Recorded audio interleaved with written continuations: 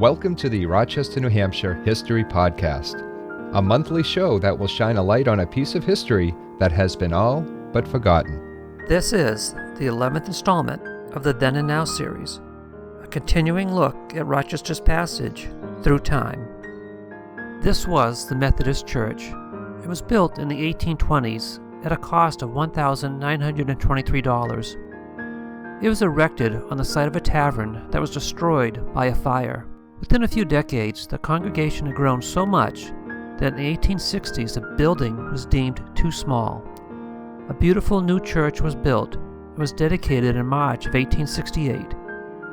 The first bank in Rochester was built on South Main Street in 1835. The second floor of the building was occupied by a law office. In the early 1900s, the building was torn down and replaced with the Rochester Trust Company. The J.G. Morrill Store opened in 1874 on South Main Street.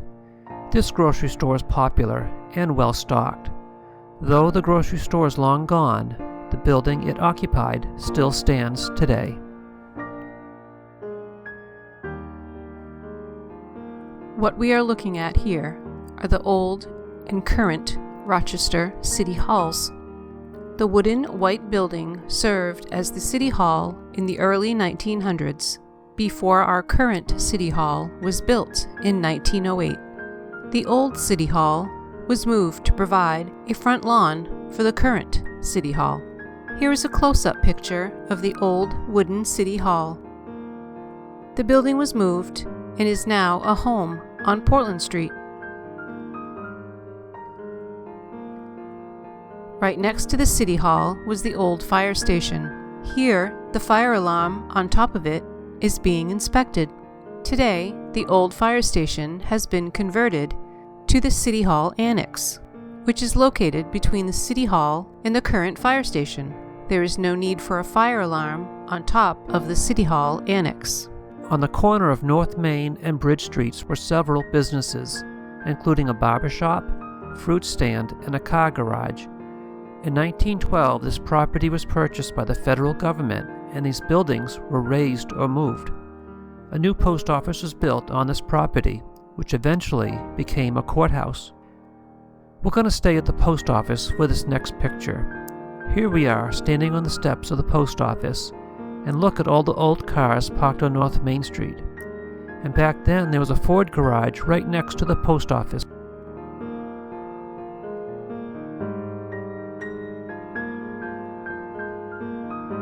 The old Boston and Maine Freight House, located near the railroad depot.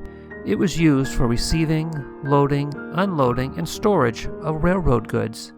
The freight house was closed in the 1970s, and eventually it became the Knights of Columbus Hall.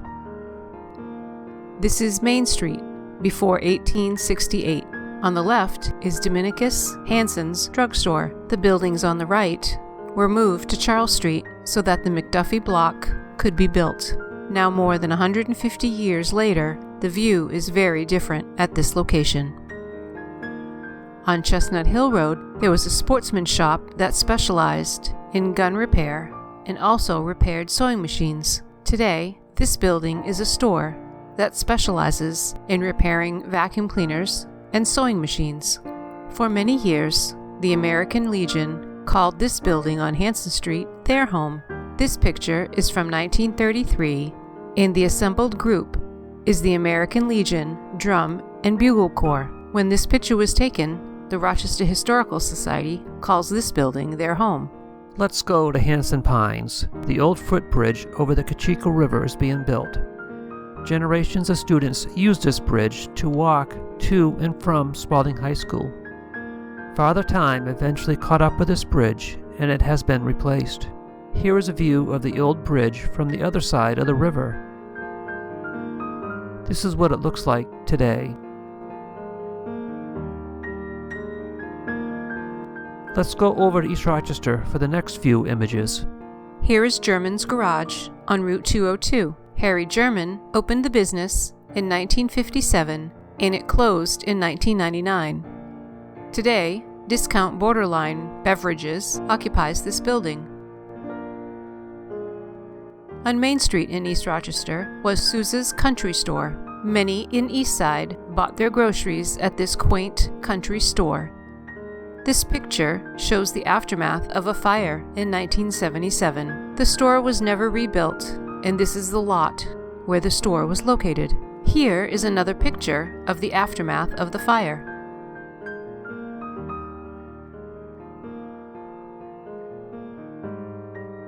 In 1936 in East Rochester, a group has gathered outside the Glendon House. They were watching a tree being removed from the grounds of the hotel. The hotel is long gone and has been replaced by a Cumberland Farms.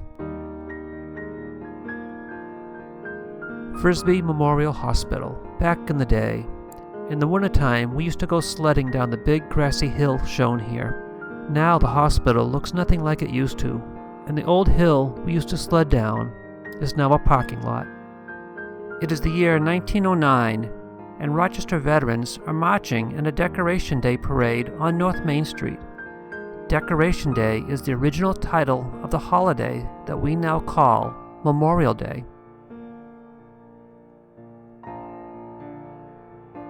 In 1873, the first standalone post office in Rochester was built by Dominicus Hanson on Hanson Street. Before then, the post offices in Rochester were always located in taverns or stores. This is an undated photo of work being done on the bridge near Wyandotte Falls. Here is a current picture of the same location.